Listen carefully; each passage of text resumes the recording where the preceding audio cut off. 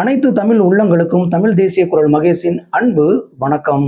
தமிழ் தேசிய குரலின் அரசியல் சதுரங்கத்தில் இன்று விஜய் அவர்கள் வெற்றி பெற்று விட்டாலுமே 10 வேட்பாளர்கள் இன்னும் தேவைப்படுகிறது. அதற்குள்ள வெற்றியெல்லாம் கொண்டாடி கொண்டு இருக்கிறார்களே. ஆனால் பார்த்தீங்கன்னா அறிவாலயத்தில் திமுக பல திட்டங்களை போட்டுட்டு இருக்கிறது. இதை விஜய்க்கு எதிராக பல வியூகங்களை வகுத்துட்டு இருக்கு அப்படின்னு சொல்லி ஒரு பக்கம் பார்த்தீங்கன்னா பேசும் பொருளாக வைரல் ஆகிட்டு இருக்கிறது. இதை பற்றியும் அதற்கப்புறம் பார்த்தீங்கன்னா விஜய் அவர்கள் 2 தொகுதியில் வெற்றி பெற்றிருக்கிறார். அதாவது பெரம்பூர் தொகுதியிலும் வெற்றி பெற்றிருக்கிறார், திருச்சி கிழக்கு தொகுதியிலும் வெற்றி பெற்றிருக்கிறார். இதுல எந்த தொகுதியை பார்த்தீங்கன்னா ராஜினாமா செய்ய போகிறார், அங்கு யாரை நிறுத்த போறார், அதான் அங்க பெரிய பேசும் பொருளா இருக்கிறது.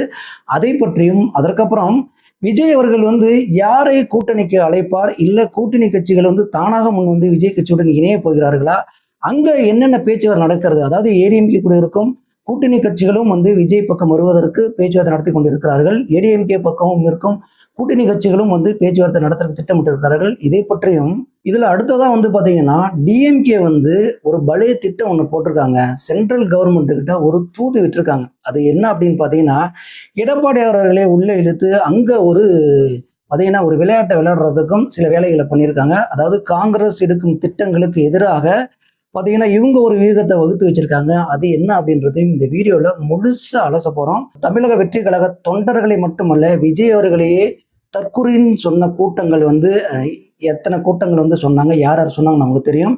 அவங்களை எல்லாம் எதிர்த்து நம்ம குரல் போடுவதோ அவங்களை திட்ட போவதோ இல்லைங்க. அவங்களுக்கெல்லாம் நம்ம நன்றியை செலுத்துவோம். ஏனென்றால் அவர்களும் நம்ம தமிழர்கள் தான். ஏனென்றால் அவங்க சில விஷயங்களுக்காக கூறிட்டாங்க. இப்போ யாரு தற்கூறி அப்படின்றது அவங்களுக்கே தெரியும். இதை பற்றி நம்ம நீண்ட நேரம் பேசினா நிறைய விஷயங்களை நம்ம பேச முடியாது அப்படின்றதுனாலையும் அதனால என்ன பண்றோம்னா அவங்களுக்கு நன்றியை சொல்லிவிட்டு பார்த்தீங்கன்னா யார் இப்போ தற்கொலை அப்படின்றத அவங்களே உணர்ந்திருப்பாங்க. எப்படின்னு பார்த்தீங்கன்னா, இப்படி நிமிந்துக்கிட்டு நீங்கள் கார் துப்பினீங்க வச்சுங்களேன், எங்கே விழுவுன்னு தெரியும். அந்த மாதிரி ஒரு விஷயத்தை நம்மளே பண்ணிட்டாங்க.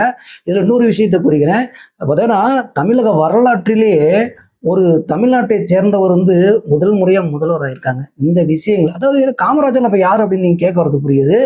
அதாவது தனித்து நின்று எந்த கட்சியுடன் கூட்டணி இல்லாமல் தனித்து நின்று முதல் முறையாக ஒரு தமிழன் நின்று பார்த்தீங்கன்னா இப்போ ஆட்சி பீடத்தில் அமரப் போகிறார், வெற்றி பெற்றிருக்கிறார் அப்படின்றது நம்ம தமிழர்களுக்கெல்லாம் பெருமை அப்படின்றதையும் நான் அந்த நேரத்தை சொல்லிக்கிறேன். இதனால காமராஜர்லாம் பார்த்தீங்கன்னா காங்கிரஸ் கூட இருந்துதான் முதலமைச்சர் ஆயிருக்கிறார். பக்தவச்சலாம் சேர்த்து சொல்றாங்க. இவங்க எல்லாமே பார்த்தீங்கன்னா யாராவது ஒரு தடவை கூட்டணி இருந்து இவங்களாம் வந்தவங்களே தவிர, ஆனால் விஜய் அவர்கள் யாருடனும் கூட்டணி இல்லாமல் தனித்து நின்று ஒரு தமிழன் வெற்றி பெற்றிருக்கிறார் அப்படின்ற விஷயங்களை நான் பதிவு செய்து கொண்டு விஜய் அவர்களுக்கு பாராட்டு தெரிவித்துக் கொண்டு அடுத்து முதல்வராக அவர் வைக்க போகும் அடுத்தடுத்த விஷயங்களையும் தொடர்ந்து நம்ம அலச போறோம். அதுல சாதக பாதங்கள் விஷயம் எடுத்து சொல்ல போறோம். இப்போ பார்த்தீங்கன்னா விஜய் அவர்களுக்கு இன்னும் 10 வேட்பாளர்கள் தேவைப்படுகிறது. அப்படி இருக்கும் சமயத்துல யார் யாரிடம் அவர் பேசினார், என்ன நடக்கிறது, அடுத்து பார்த்தீங்கன்னா என்ன நடக்க போகிறது அப்படின்ற ஒரு எதிர்பார்ப்பு கூடியிருக்கிறது. இதுல விஜய் தரப்பிலிருந்து ஆளுநருக்கு ஒரு கடிதம் எழுதியிருக்காங்க. அதாவது எங்களுக்கு பார்த்தீங்கன்னா நாங்கள் மெஜாரிட்டியாக வெற்றி பெற்று விட்டோம். அதாவது 108 தொகுதியில் வெற்றி பெற்று விட்டோம். இன்னும் நாங்கள் மெஜாரிட்டியை நிரூபிப்பதற்கு இன்னும் 10 வேட்பாளர்கள் தேவைப்படுகிறது. நாங்கள் 10 வேட்பாளர்களை கூடிய விரைவில் நாங்கள் சேர்த்து விட்டு ஆட்சியை அமைப்பதற்கு உங்களோட வருவோம். அதற்காக எங்களுக்கு 14 நாட்கள் தேவைப்படுது அப்படின்னு சொல்லிட்டு ஆளுநருக்கு கடிதம் எழுதிவிட்டார்கள். அதாவது நேற்று இரவே கடிதம் எழுதிவிட்டார்கள். அப்போ இந்த 14 நாட்களுக்குள்ள என்ன நடக்க போகுது அப்படின்னு பார்த்தீங்கன்னா, நேற்று இரவே பார்த்தீங்கன்னா ராகுல் காந்தி அவர்கள் விஜய் அவர்களிடம் தொலைபேசியில் தொடர்பு கொண்டு 15லிருந்து 17 நிமிடம் பேசியிருக்கிறார். அதற்கு விஜய் அவர்களுக்கு வாழ்த்து சொல்லிவிட்டு பார்த்தீங்கன்னா கூட்டணி குறித்தும் அடுத்த கட்ட நிலவரங்கள் குறித்தும் பேசியிருக்காங்க. அப்போ விஜய் அவர்கள் ஆட்சியில் பங்கு அதிகாரத்தில் பங்குன்னு சொல்லி கூட்டணிக்கு அழைத்தார். பார்த்தீங்களா, யாருமே வரல. நம்ம வீடியோ பார்த்தவங்களுக்கு தெரியும். 2031 யாரெல்லாம் கூட்டணிக்கு வரலன்னு சொல்லிட்டு ஓடினாங்களோ அவங்களாம் கியூவில் நிற்பாங்கன்னு சொல்லியிருக்கோம். நான் தொடர்ந்து பதிவு பார்த்துட்டு இருந்தவங்களுக்கு தெரியும். அது இப்போ விஜயின் வெற்றியை அவங்க பார்த்துருக்காங்கல்ல, இப்போ யோசிப்பாங்க. இப்பயும் கியூவில் நிற்கிற அந்த சூழ்நிலை உருவாகி இருக்கிறது. அப்போ விஜய் அவர்களிடம் ராகுல் காந்தி பேசும்பொழுது இந்த விஷயங்களை விஜய் அவர்கள் ராகுல் காந்தி தெரிவித்திருக்கிறார். கூடிய விரைவில் ராகுல் காந்தி அதாவது நாளையோ நாளை மறுநாளோ சென்னை வரை இருக்கிறார். விஜயை சந்திக்க இருக்கிறார். கூட்டணியை பற்றி பேச்சுவார்த்தை நடத்த இருக்கிறார். இதற்கு முன்னுதாரணமாக இங்க பார்த்தீங்கன்னா செல்வ பெருந்தகை பார்த்தீங்கன்னா காங்கிரஸ் கட்சியில் அதாவது வெற்றி பெற்ற அந்த 5 எம்எல்ஏக்களும் மற்றவர்களும் பார்த்தீங்கன்னா பேச்சுவார்த்தை நடத்தி இருக்கிறார்கள். அந்த பேச்சுவார்த்தை நடத்தினதற்கு பின்பாக செய்தியாளர்கள் சந்திப்பில் ஒரே ஒரு விஷயத்தை மட்டும் கூறியிருக்காங்க, நாங்கள் வந்து எதுவும் முடிவெடுக்க முடியாது, மேலிடம் அதாவது ராகுல் காந்தி என்ன முடிவெடுக்கிறாரோ அதுதான் சொல்லிட்டாங்க. இன்னொரு விஷயம் என்னவென்றால், அறிவாலயத்தில் நேற்று இரவே பார்த்தீங்கன்னா முத்துவேல் கருணாநிதி ஸ்டாலின் தலைமையில் வந்து அது வெற்றி பெற்றவர்கள்லாம் சந்தித்து பேச்சுவார்த்தை நடத்தி விட்டார். அதில் அவங்க போட்ட திட்டம் என்னன்னா, யாருமே விஜய்க்கு ஆதரவு தெரிவிக்க கூடாது அப்படின்னு சொல்லிட்டாங்க. அதன் வெளிப்பாடாக இன்று வந்து பார்த்தீங்கன்னா அனைவருமே செய்தியாளர் சந்திப்பில் நாங்கள் பார்த்தீங்கன்னா எந்த கட்சியோட கூட்டணி இருந்தோமோ அங்கே தான் பயணிப்போம், எங்கள் தலைவர் சொல்ல பாணியில் தான் நாங்கள் போயிட்டோம் அப்படின்னு சொல்லிட்டாங்க. இவங்க வருவாங்களா வரமாட்டாங்கன்னு தெரியாது. ஆனால் மார்க்சிஸ்ட் கம்யூனிஸ்ட் கட்சியும் இந்திய கம்யூனிஸ்ட் கட்சியும் பார்த்தீங்கன்னா சிபிஎம் வந்து 2 கட்சிகளுமே அவர்கள் தனியாக பேச்சுவார்த்தையும் நடத்தி விட்டார்கள். அதாவது நடந்து கொண்டிருக்குன்னு வச்சுங்களேன். அப்போ இவங்க கூட சேர்ந்து திருமாவர்களும் வந்து பேச்சுவார்த்தை நடத்தி இருக்கிறார். இப்படி ஒரு செட்டப் வந்து நடந்துகிட்டே இருக்குங்க. ஆனால் முத்துவேல் கருணாநிதி ஸ்டாலின் அவர்கள் வந்து திட்டவட்டமாக சொல்லிவிட்டார். இதுல வைகோ முதற்கொண்டு பார்த்தீங்கன்னா திருமாவளவன் முதற்கொண்டு இப்போ எல்லாருமே சொல்லிட்டாங்க. ஆனால் கம்யூனிஸ்ட் கட்சியிலேருந்து யாருமே இன்னும் நாங்கள் தொடர்ந்து திமுகவோடு நீடிப்போம், விஜய் கூட போமா இல்லையா அப்படின்ற விஷயங்களை சொல்லவே இல்லை. அப்படி இருக்கும் பொழுது இப்போ வந்து பார்த்தீங்கன்னா இதுல வந்து முக்கியமா பார்க்கக்கூடிய விஷயம் என்னன்னா, இந்த கூட்டம் நடந்ததற்கு காங்கிரஸ்லேருந்து யாருமே வரல, செல்வ பெருந்தகையும் வரல, அங்கிருந்து வெற்றி பெற்றவர்களும் வரல, யாருமே பேச்சுவார்த்தைக்கு வராத பொழுது இப்பொழுது என்ன நடந்திருக்குதுன்னா, காங்கிரஸ் கண்டிப்பாக விஜய் அவர்களுக்கு கூட்டணியுடன் பார்த்தீங்கன்னா பயணிப்பதற்கு வாய்ப்பு இருக்கிறது. ஏனென்றால் அதாவது இதுக்கு முன்னாடியே விஜய் அவர்கள் வந்து காங்கிரஸிடம் பேச்சுவார்த்தை நடத்தினார், அவங்க தான் வரல. அதற்கு காரணமே வந்து சோனியாகாந்தி அவர்கள் வந்து டிஎம்கே கூட்டணி வைக்க சொன்ன விஷயங்கள் தான். அதனால இப்பொழுது புரிஞ்சிருப்பாங்க, யார் சோனியாகாந்தி அம்மா வந்து புரிஞ்சிருப்பாங்க அம்மையார். ஆனால் ராகுல் காந்தியின் அந்த வியூகம் வந்து கரெக்டாக இருந்தது. அதை தற்போது பயன்படுத்தி கொள்வாங்க அப்படின்றது நம்ம நம்பலாம். அதுக்கப்புறம் யார் வருவாங்க அப்படின்னு பார்த்தீங்கன்னா, கண்டிப்பாக வந்து காங்கிரஸ் வந்து விட்டாலே கம்யூனிஸ்ட் கண்டிப்பாக இந்திய கம்யூனிஸ்டும் சரி மார்க்சிஸ்ட் கம்யூனிஸ்டும் சரி 2 தொகுதி 4 தொகுதிகள் இருக்குது, அவங்க கண்டிப்பாக வந்துடுவாங்க. ஆனால் திருமாவர்கள் வருவாரா என்னன்றது தெரியலைங்க. ஏன்னா அவர் பேசும் பொழுது பார்த்தீங்கன்னா ஏதாவது ஒரு சூட்சமத்தோட பேசுகிறார். அப்படி இருக்கும் பொழுது அவர் வந்து ஒரே விஷயத்த சொல்லிட்டாரு, நாங்கள் விஜய்க்கு எந்த எதிர்ப்பும் தெரிவிக்கவில்லை, நாங்கள் வந்து ஏடிஎம்கேவுக்கும் அதாவது இந்த பாசிச கட்சிக்கு அதாவது மதவாத கட்சிக்கு எதிராக தான் நான் குரல் கொடுத்தோமே தவிர ஏடிஎம்கே ஏன் அவர்களிடம் கூட்டணி வைத்தார்கள் என்று குரல் கொடுத்தோமே தவிர இவர்கள் ஆட்சியை கவிழ்க்க வேண்டும் அப்படின்னு தான் குரல் கொடுத்தோமே தவிர விஜய்க்கு எதிராக பேசவில்லை அப்படின்னு ஒரு வார்த்தை சொல்லியிருக்காரு. ஆனால் கூட்டணி நீங்க அமைப்பீங்களான்னு கேட்டதுக்கு அதற்கு பதிலே அவர் சொல்லவில்லை. அப்படி இருக்கும் பொழுது இந்த பக்கம் வந்து பார்த்தீங்கன்னா அன்புமணி ராமதாஸ் இருக்கார் ஏடிஎம்கேல, இவங்க வருவாங்களா அப்படின்னு பார்த்தீங்கன்னா அதற்கான பேச்சுவார்த்தைகள் நடைபெறவில்லை. ஆனால் அன்புமணி அவர்கள் யோசித்துக் கொண்டு இருப்பதாகவும் தகவல் வெளியே இருக்கிறது. அப்போ ஒட்டுமொத்தமாக பார்க்கும் பொழுது விஜய் அவர்களிடம் ராகுல் காந்தி பேசியிருக்கிறார். அப்போ இங்க கண்டிப்பாக ராகுல் காந்தி அவர்கள் வந்து 5 தொகுதிகள் வந்து விஜய்க்கு வந்துவிடும். அப்போ இன்னொரு 5 தொகுதி தான், 5 தொகுதி நம்ம சொல்வது போல காங்கிரஸ் வந்து விட்டால் ஒட்டுமொத்தமாக மற்ற கட்சிகள் வருவதற்கு வாய்ப்புகள் இருக்கிறது. நான் திரும்பவும் சொல்றேன், கம்யூனிஸ்ட் கட்சிகள் கண்டிப்பாக வந்து விடுவார்கள். அதற்கப்புறம் வந்து பாத்தீங்கன்னா முக்கியமான ஒரு விஷயம் நடந்திருக்குங்க. டிஎம்கே வந்து பாத்தீங்கன்னா பிஜேபிக்கு தூது விட்டுருக்காங்க. அது என்ன அப்படின்னு பாத்தீங்கன்னா, காங்கிரஸ் வந்து ஒருவேளை விஜய் அவர்களுக்கு ஆதரவு கொடுத்தால் அந்த கட்சியை வந்து பாத்தீங்கன்னா டிஎம்கேல இருந்து பிரிந்து போய் அந்த 5 வேட்பாளர்களும் விஜய்க்கு வந்து பாத்தீங்கன்னா ஆதரவு கொடுத்தாங்கன்னு வச்சுங்களேன். இங்க வந்து அதாவது எடப்பாடி அவர்களை வந்து ஆட்சி அமைக்க சொல்லி வெளியிலேருந்து நாங்கள் ஆதரவு கொடுக்குறோம் அப்படின்னு ஒரு பேச்சுவார்த்தை நடந்ததாகவும் பார்த்தீங்கன்னா தகவல் வெளியாக இருக்கிறது. இது எந்த அளவுக்கு உண்மைன்னு தெரியல. ஆனால் இதில் எடப்பாடி அவர்கள் வந்து பயங்கரமா யோசிச்சுட்டு இருக்காராம். ஏன்னா பிஜேபி கூட்டணி வைத்ததே இப்போ தப்புன்னு யோசிச்சுட்டு இருக்காருங்க. இந்த சமயத்துல போய் இந்த மாதிரி ஒரு விஷயத்துல வந்து யாரு நம்ம முத்துவேல் கருணாநிதி ஸ்டாலின் அவர்கள் வந்து கொளத்தூர்ல கொத்து பரோட்டா போட்டது பத்தா நினைக்கிறேன். நம்ம அடிக்கடி சொன்ன பார்த்தீங்களா, இந்த திருட்டு திராவிட கும்பல் வந்து திருந்தான்னு சொல்லி இதை வந்து எப்படியாவது விஜய் வந்து பழிவாங்கணும்னு சொல்லிட்டு துடிச்சுக்கிட்டு உட்காந்துருக்காங்க போல தெரிகிறது. எந்த அளவுக்கு துணிஞ்சிருக்காங்கன்னு மட்டும் பாருங்களேன். ஆனால் இங்க அமித்ஷா அவர்களும் மோடி அவர்களும் ஒரு முடிவு எடுத்திருக்காங்க. என்னன்னு பார்த்தீங்கன்னா, இங்க எப்படி RN ரவியை வச்சுட்டு அதாவது ஆளுநர் RN ரவியை வைத்துக்கொண்டு எந்த அளவுக்கு டிஎம்கே வந்து டார்ச்சர் பண்ணாங்கன்னு நமக்கு தெரியும். அதே போல ஒரு ஸ்ட்ராங்கான ஆளுநரை வந்து தமிழகத்தில் இப்ப பொறுப்பு ஆளுநர் தான் இருந்துட்டு இருக்காருன்னு வச்சுங்களேன். ஆனால் இந்த பொறுப்பு ஆளுநர் வந்து பார்த்தீங்கன்னா நிரந்தரமான ஒரு ஆளுநரை நிர்ணயித்து விட்டால் இங்க டிவிகேக்கும் அழுத்தம் கொடுக்கும் பொழுது நம்ம பக்கம் சாஞ்சுதானே ஆகணும், அதாவது பிஜேபி பக்கம் சாஞ்சுதானே அப்படின்னு சொல்லிட்டு இரட்டை கேம் ஆடுறாங்க. எப்படி பார்த்தீங்கன்னா டிஎம்கேவுக்கும் இவங்க சொல்ற விஷயத்தையும் ஒரு பக்கம் அப்படியே இந்த காலம் எடுத்துக்கிறான்னு வச்சுங்களேன். இந்த பக்கம் வந்து பார்த்தீங்கன்னா ஆளுநர் இறக்கி நாங்களும் ஒரு கேம் ஆடுவோம்னு சொல்லி இந்த பக்கம் ஒரு செவித்தாய் சாத்து கொண்டு பார்த்தீங்கன்னா இந்த பக்கம் அவங்க ஒரு கேம் விளையாடுறாங்க. அப்போ விஜயை ஆட்சி அமைய பீடத்தில் அமர்ந்தாலுமே இங்க வந்து அட்டாக் செய்யறதுக்கு பயங்கர ஒரு பிளான் போயிட்டு இருக்கிறது. இதெல்லாம் உடச்சி தூளாக்க போறாரு விஜய் அவர்கள். ஏனென்றால் இங்க சட்ட ஒழுங்கை மட்டும் சரி செய்து விட்டால் போதுங்க. மற்ற விஷயங்கள் எல்லாம் கொஞ்சம் கொஞ்சமா வந்து நகர்த்தி கொண்டு போய் ஒரு 1 இயருக்கு அப்புறம் கூட அவர் சொன்ன வாக்குறுதிகளை நிறைவேற்றினாலே போதும், மக்கள் நம்பிடுவாங்க. ஏன்னா இங்க சட்டம் ஒழுங்கு வந்து ரொம்ப கேவலமா கிடக்குது. ஏன்னா கஞ்சா, பெண்களுக்கு பாதுகாப்பு இல்ல, அங்கங்க அடிதடி சண்டை, எங்கேயும் அரசு ஊழியர்கிட்ட போய் பேச முடியல, எதுவுமே பண்ண முடியல, கட்ட பஞ்சாயத்து, ஏன்னா கொள்ளையோ கொள்ள, ஊழலோ ஊழல் எல்லாம் நடந்துட்டு இருக்கு பார்த்தீங்களா. இதை வந்து ஒரு 3 மாசத்துல, 1 மாசத்துல, 1 நாள்ல சரி செய்ய முடியும். ஏனென்றால் அனைத்து காவலர்களையும் பார்த்தீங்கன்னா சட்டத்துக்கு உட்பட்டு நடக்க சொன்னா போதும், உடனே வந்து எஃப்ஐஆர் போட சொன்னா போதும், அடுத்தடுத்த கட்டங்களில் இதெல்லாம் சரி செஞ்சிடலாம். இந்த விஷயங்களை மட்டும் விஜய் செய்து விட்டால் போதும், கண்டிப்பா செய்வார்ன்றதை நம்புறாங்க.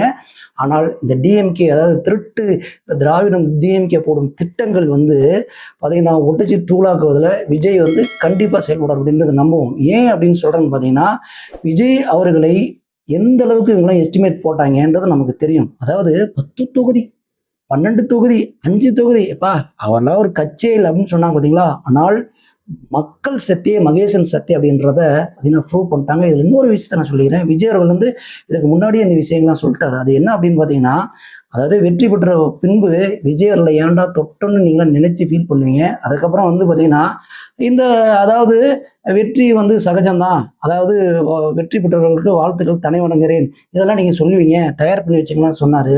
அதுவும் நடந்துச்சு. ரொம்ப வேடிக்கையாக இருக்குது. திருப்பி அந்த பக்கம் போக வேண்டாம். அதுக்கப்புறம் வந்து பார்த்தீங்கன்னா விஜய் அவர்கள் திருச்சி கிழக்கு தொகுதியை வந்து பார்த்தீங்கன்னா ராஜினாமா செய்ய இருக்கிறார் அப்படின்ற தகவலும் கசிந்திருக்கிறது. எல்லாரும் ஆரம்பத்தில் சொன்ன விஷயம்தான், அதாவது தாவேக்காவும் அது முடிவு எடுத்திருந்த விஷயம்தான். அங்கு வந்து அதாவது சகா ஐஏஎஸ் இருந்தார் பார்த்தீங்களா, அவரை வந்து வேட்பாளர் நிறுத்துவதற்கு பேச்சுவார்த்தை நடந்து கொண்டு இருக்கிறதுங்க. அதில் வந்து இரவா பேச்சு நடந்து இன்றும் பேச்சுவார்த்தை நடந்து கொண்டு இருக்கிறது. அதில் மேக்சிமம் முடிவாயிடுச்சு. ஆனால் இன்னொரு பக்கம் என்ன யோசிக்கிறாங்கன்னா, அவர் வந்து பார்த்தீங்கன்னா நேர்மையின் சிகரம், அதாவது நேர்மை என்ற இடத்துல சகாய மையச பேரை வச்சா அது இடத்துல நேர்மை அப்படிதான் வச்சுங்களேன். அப்படி இருக்கும் பொழுது அவரை கொண்டு வந்தோன்னா சின்ன சின்ன விஷயங்கள் ஊழல் நடந்தாலுமே அவர் விடமாட்டாரடா, ஏதாவது பிரச்சனை வந்தா நம்மளுக்கே அகேன்ஸ்ட் ஆயிடுமோ அப்படின்னு ஃபீல் பண்றாங்க. ஏன்னா அவர் வந்து இந்த 100% சொல்ல பார்த்தீங்களா, அதெல்லாம் கிடையாது, 200% பியூர் ஆனவர். அப்படி இருக்கும் பொழுது அவரை எப்படி ஹேண்டில் பண்றது அப்படின்னு யோசிச்சுட்டு இருக்காங்க. அப்படி அது இல்லை அப்படின்னா, ஏன்னா தமிழக வெற்றி கழகத்துல ஒரு முக்கிய பொறுப்பை கொடுத்து, அதாவது நிறைய ஆலோசனை குரூப்லாம் இருக்குங்க. அந்த இதுல வந்து ஒரு முக்கிய பதவியை கொடுத்து ஒரு ஆலோசகராக பயணிப்பதற்கு வாய்ப்பு இருக்குன்னு சொல்லியிருக்காங்க. கண்டிப்பாக சகாய மைசு உள்ளே இருந்தால் மக்களுக்கு நிறைய விஷயங்கள் வந்து விஜய் வந்து பண்ணக்கூடிய விஷயங்களுக்கு வந்து உறுதுணையாக இருப்பார் அப்படின்றதையும் இந்த நேரம் நான் கூறுகிறேன். என்ன நடக்குது அப்படின்றதையும் பொறுமையாக இருந்து நம்ம பார்க்கலாம். இதில் டிஎம்கே வந்து என்ன வியூகங்களை வகுத்தாலும், அதாவது தமிழக வெற்றி கழக தலைவரை வந்து ஏன்னா திரும்பவும் நீங்க வந்து டச் பண்ண நினைச்சாலும் எதுவுமே நடக்காது. நம்ம சொன்னது போல வந்து பாத்தீங்கன்னா எடப்பாடி அவர்களை வந்து ஆட்சி அமைக்க சொல்லி இவங்க வெளியிலிருந்து ஆதரவு கொடுத்தாலுமே எடப்பாடி அவர்களும் சம்மதிப்பாரா? அதாவது பிஜேபி வந்து ஓரங்கட்டி விட்டு நான் செவனேன்னு இருந்தா போதும், அடுத்த கட்டமாக நம்ம என்ன பண்ணலாம் அப்படின்ற யோசனையில் இருந்து கொண்டு இருக்கும் பொழுது, அதாவது டிஎம்கே வந்து அதாவது இந்த திருட்டு தாயிடம் வந்து எப்படி எல்லாம் யோசிக்குதுன்னு மட்டும் நீங்க பாருங்க மக்களே. ஏனென்றால் இவங்க வந்து திரும்ப திரும்ப வந்து பாத்தீங்கன்னா இவங்க ஆட்சியை தக்க வைக்கிறதெல்லாம் ஒன்றும் பிரச்சனை இல்லைங்க. இவங்க ஊழல் செய்வதை தொடர்வதை வந்து எந்த ரூபத்தில் வந்து கொண்டு வராங்கன்னு பார்த்தீங்களேன். ஏன்னா விஜய் அவர்களை வந்து இந்த அதாவது இந்த ஆட்சியே தொடர்ந்துட்டாருன்னு வச்சுங்களேன், இது 2035 வரைக்கும் ஒன்றும் பண்ண முடியாது நமக்கு தெரிஞ்சு போச்சு. அது நல்லாவே தெரியும். உதயநிதி சொல்லி முடிஞ்சு போச்சு அப்படின்னு தெரியும். அதற்காக என்னென்ன திட்டங்கள்லாம் போடலாம், என்ன குழப்பத்தை உண்டு பண்ணலாம் அப்படின்றதெல்லாம் வந்து ஏன்னா அறிவாலயம்னு ஒரு பேர் வச்சிருக்காங்க. அறிவுக்கட்ட ஆலயத்தில் வந்து பார்த்தீங்கன்னா இவங்க இந்த பேச்சுவார்த்தையை தொடர்ந்து நடத்திட்டு இருக்காங்க. அதுக்கப்புறம் ஒரே ஒரு விஷயம் தாங்க, உங்களை வந்து அதாவது ஒரு முதல்வராக அவங்க மதித்திருந்தார்கள் என்றால், நீங்கள் பேசும் வார்த்தையை மக்கள் கேட்டிருந்தால், நீங்கள் அந்த தமிழகத்தில் 5 வருடம் ஆட்சி செய்ததை வந்து மதித்திருந்தால் உங்கள் குளத்தூர் தொகுதியில் வந்து ஜெயிக்க வச்சிருப்பாங்க. இது பல பேருக்கு பல காரணம் சொல்றாங்க. இந்த தொகுதியில் அதாவது குளத்தூர்ல நிற்க வேண்டாம்னு சொல்லியிருந்தோம், திருவாரூர் நிற்க சொல்லியிருந்தோம் அப்படின்லாம் நிறைய பேர் சொல்றாங்க. நீங்க எங்க நின்றிருந்தாலுமே உங்கள் மீது வைத்திருக்கும் மதிப்பு இருந்திருக்கணுமா இல்லையா?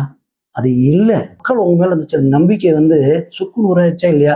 இதற்கு முன்னாடி பார்த்தீங்கன்னா 2 பேர் மட்டும்தான் முதல்வர் வேட்பாளராக இருந்து பார்த்தீங்கன்னா தோல்வி அடைந்திருக்கிறார்கள். அதுல வந்து பக்தவச்சலம் ஒரு தடவை வந்து இந்த மாதிரி பார்த்தீங்கன்னா தோல்வி அடைஞ்சிருக்கிறார். அதற்கப்புறம் வந்து செல்வி ஜெயலலிதா அவர்கள் வந்து தோல்வி அடைஞ்சிருக்காங்க. அதாவது அவங்க 91, 96லங்க ஆரம்ப காலகட்டம். அப்போ வந்து பார்த்தீங்கன்னா இப்போ பெருசா வந்து மக்களிடம் வந்து பிரபலம் ஆகலை. அவங்க ஆட்சி அமைக்காத காலம். அந்த ஆரம்ப கட்டத்தில் இது நடந்ததெல்லாம் ஒன்றும் பிரச்சனை இல்லைங்க. ஆனால் இத்தனை ஆண்டு காலமாக கலைஞர் கூடவே இருந்து பயணித்து ஏன்னா முத்துவேல் கருணாநிதி ஸ்டாலின் அவர்கள் அப்படின்னு தெரியாத இருக்க மாட்டாங்க. கலைஞரை எந்த அளவுக்கு பரிச்சயமோ அதே மாதிரி ஸ்டாலின் அவர்களுக்கும் பேரும் பரிச்சயம். அப்படி இருக்கும் பொழுது உங்களை தோல்வி அடைய செய்திருக்கிறார்கள் அப்படின்னா நீங்க எந்த அளவுக்கு நீங்க வந்து விளையாண்டுருப்பீங்க, எந்த அளவுக்கு ஊழல் செஞ்சிருப்பீங்க, இதுல மக்கள் வந்து எந்த அளவுக்கு உங்க மேல வெறுப்பா இருந்திருப்பாங்க மட்டும் பாருங்களேன். இனிமே வந்து திராவிடம் அழிஞ்சுன்னு நினைச்சீங்க. ஆனால் இனிமே ஒரு கட்சி வந்ததுன்னா அது அடுத்தடுத்து யாரு வந்து பாத்தீங்கன்னா மக்களுக்காக குரல் கொடுக்குறார்களோ ஒரே ஒரு விஷயம் தாங்க. எவ்வளவு பணம் கொடுத்தாங்க, எவ்வளவு இலவசங்கள் அறிவிச்சாங்க, இது வந்து சாத்தியமாச்சா? அப்போ மக்கள் வந்து ஒரு நல்லாட்சியை எதிர்பார்த்திருந்தது இந்த தடவை நன்றாகவே தெரிந்திருக்கிறது. அது நடந்திருக்குன்னு சொல்லலாம். அதுல திருட்டு திராவிடத்தின் அதாவது முகத்திரையை கிழித்து விட்டார்கள்.